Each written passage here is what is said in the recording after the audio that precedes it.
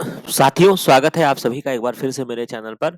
और यहाँ पर अभी आपके लिए एक इम्पोर्टेंट अपडेट है, और वो अपडेट है कि जब आप एग्रीकल्चर साइंटिस्ट रिक्रूटमेंट की वेबसाइट पर जाएंगे, यानी कि एएसआरबी की वेबसाइट पे जाएंगे, तो अब आपको यहाँ पर एक अलग नोटिफिकेशन देखने को मिलेगा, जो कि है नोटिफिकेशन फॉर एआरएस एग्जामिनेशन। तो एक्चुअली में होता क्या है कि एग्रीकल्चर के बारे में जैसा मैंने आपको बता रखा है कि जो आपकी एसआरबी संस्था है, इसका नाम ही है एग्रीकल्चर साइंटिस्ट रिक्रूटमेंट बोर्ड। तो यहाँ पे जो एग्जाम्स कंडक्ट कराए जाते हैं, उसमें कभी कभी ऐसा भी ये अपनी वैकेंसीज निकालते हैं जहां पे आपको डायरेक्ट साइंटिस्ट के पद पे रिक्रूट किया जाता है। तो उसी के रिगार्डिंग ये आपकी नोटिफिकेशन है। तो सबसे पहले अगर आप इस पर्टिकुलर लिंक को एक्टिव करेंगे, तो यहाँ पे इस तरीके का आपको एक डिटेल नोटिफिकेशन डाउनलोड होगा। तो सबसे पहले हम इस डिटेल नोटिफिकेशन को डिटेल में समझ लेते हैं। तो जैसा कि आप ये देख सकते हैं कि ये जो नोटिफिकेशन आई है, ये आपकी 17 मई 2023 की नोटिफिकेशन है, यानी कि आपकी कल की नोटिफिकेशन है।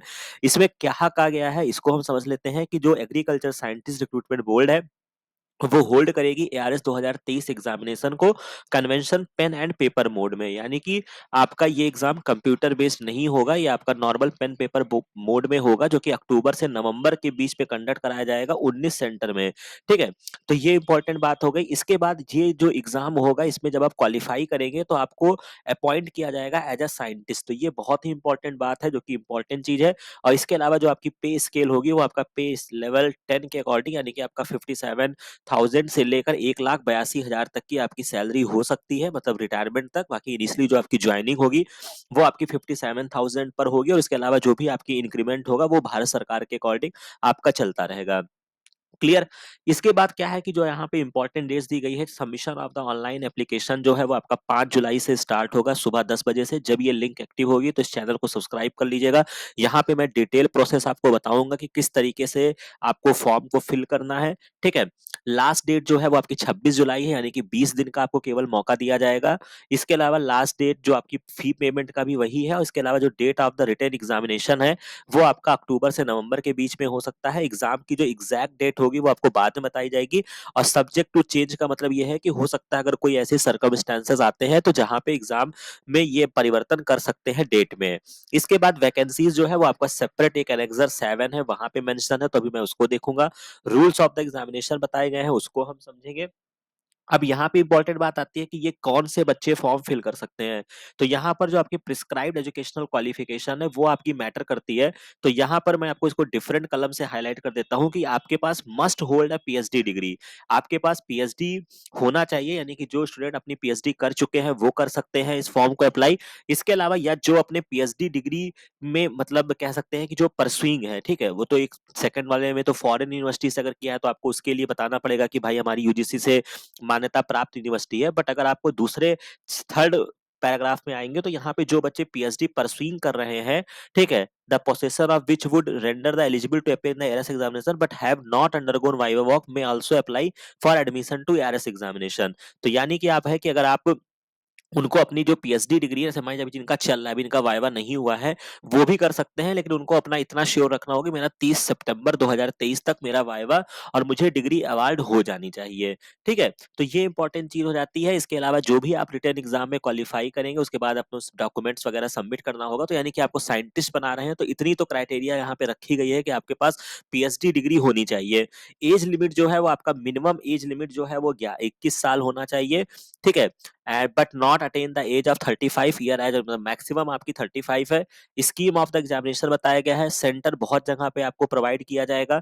एप्लीकेशन फीस ये इंपॉर्टेंट है कि आपका ये कितने रुपए का फॉर्म है। तो ये आपका अनरिजर्व कैटेगरी, ओबीसी और ईडब्ल्यूएस के लिए ये आपका 800 रुपए का फॉर्म होगा। ठीक है, बाकी कैटेगरीज के लिए कोई चार्ज नहीं लगेगा। विमेंस के लिए ये आपका फ्री है। ये भी इंपॉर्टेंट चीज है, क्योंकि अभी इसके पहले जब एएसआरबी का फॉर्म आया था, तो बच्चों ने देखते नहीं है और पैसे पेमेंट कर देते हैं। तो ध्यान रखिएगा, विमेंस के लिए ये आपका फ्री ऑफ कॉस्ट है। ठीक है, इसके बाद जो आपके लिए इंपॉर्टेंट चीज है, पैसे कैसे पेमेंट होंगे, इसके लिए मैंने एसआरबी का वीडियो बनाया था। भारत कोष के माध्यम से उन्होंने फिर रखा हुआ है। कॉम्प्लिकेटेड होता है, बट उसका भी तरीका मैंने ऑलरेडी बताया है। बट जब भी इस वेबसाइट की लिंक ओपन होगी, मैं आपको उसका भी तरीका बता दूंगा। हालांकि मोर और लेस सेम ही रहेगा।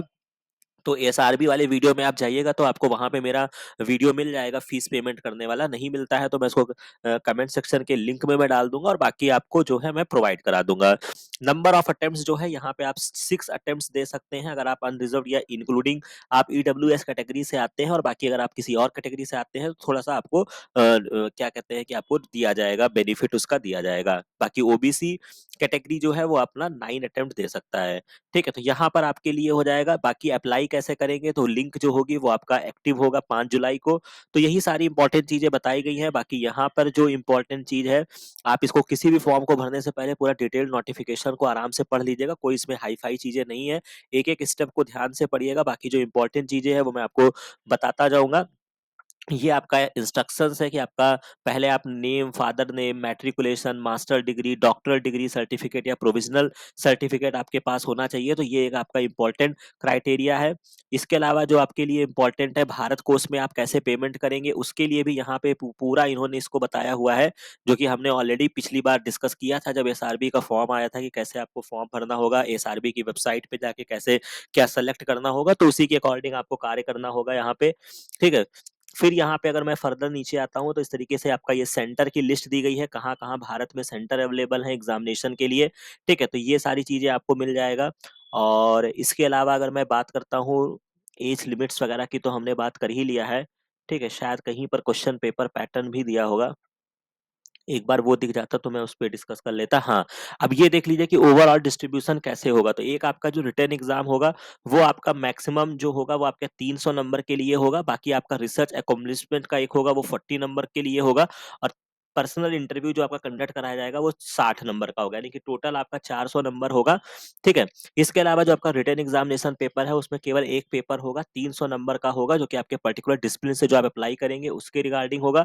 इसके अलावा जो आपका the candidate who obtains such minimum qualifying marks in the written examination may be decided to the board of the discrimination shall be called for personal interview। मतलब 1:1:3 के अकॉर्डिंग वो शॉर्ट लिस्ट करेंगे, मतलब एक पोस्ट पे at least 3 बच्चों को वो क्या करेंगे, शॉर्ट लिस्ट करेंगे।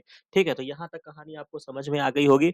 इसके बाद जो आपका क्या बोलते हैं कि यहाँ पर जो आपका देखा जाएगा इवेल्युएशन ऑफ रिसर्च अकॉर्डिंग में आपने क्या क्या किया है, तो उसमें आपका research publication, patent granted, copyrights वगैरह को देखा जाएगा, और बाकी आपका पर्सनल इंटरव्यू जो होगा वो आपका लिया जाएगा। ठीक है, एग्जामिनेशन प्रोसीजर के बारे में हमने बात कर लिया। पर्टिकुलर सिलेबस भी जिस पर्टिकुलर से आप भरेंगे उसी के आसपास का वहां पर सिलेबस होगा। ठीक है, बाकी डिसिप्लिन और आपकी एलिजिबिलिटी क्राइटेरिया भी यहाँ पे दी गई है। जैसे फॉर एग्जांपल अगर आप प्लांट बायोकेमिस्ट्री से भरना चाहते हैं तो जो आपकी एलिजिबिलिटी यानी कि आपकी जो पीएचडी होनी चाहिए वो आपका पर्टिकुलर इस डिसिप्लिन में होना चाहिए, प्लांट बायोकेमिस्ट्री, एग्रीकल्चर बायोकेमिस्ट्री या केमिस्ट्री में। ठीक है, बाकी सिलेबस आपको मिल जाएगा एसआरबी की वेबसाइट पे, जो कि आपका 44 सिलेबस नंबर में आपको मिलेगा, जो कि मैंने ऑलरेडी आपको दिखाया हुआ है। तो इस तरीके से आप यहाँ पे जिस भी चीजों में आप बिलोंग करते हैं आप यहाँ पे देख सकते हैं कि किस तरीके से होगा। बाकी वैकेंसी की लिस्ट यहाँ पे दी गई है। ठीक है, कैटेगरी वाइज किस में कितनी वैकेंसी है वो आपको यहाँ पे इस चार्ट के माध्यम से आपको मिल जाएगा। ठीक है, तो टोटल यहाँ पे 260 वैकेंसी है, अच्छी खासी वैकेंसी है। ठीक है, और बाकी ये आपके कुछ सर्टिफिकेट्स वगैरह दिए गए हैं। तो अब यहाँ तक कहानी आपको समझ में आ गई होगी। बाकी जब ये लिंक एक्टिव होगा तो वो मैं ऑलरेडी आपको पोस्ट कर दूंगा। ठीक है, मतलब उसके रिगार्डिंग भी आपको सेपरेट वीडियो मिल जाएगा। तो कोई घबराने वाली बात नहीं है। इस चैनल को लाइक कर लीजिएगा, शेयर कर लीजिएगा, सब्सक्राइब कर लीजिएगा, ताकि इस तरीके की सारी इन्फॉर्मेशन आपको समय से मिलती रहे। तो ये इन्फॉर्मेशन, ये सारी चीजें अगर आपको अच्छी लगी हो तो इस चैनल को लाइक शेयर और सब्सक्राइब जरूर कीजिएगा।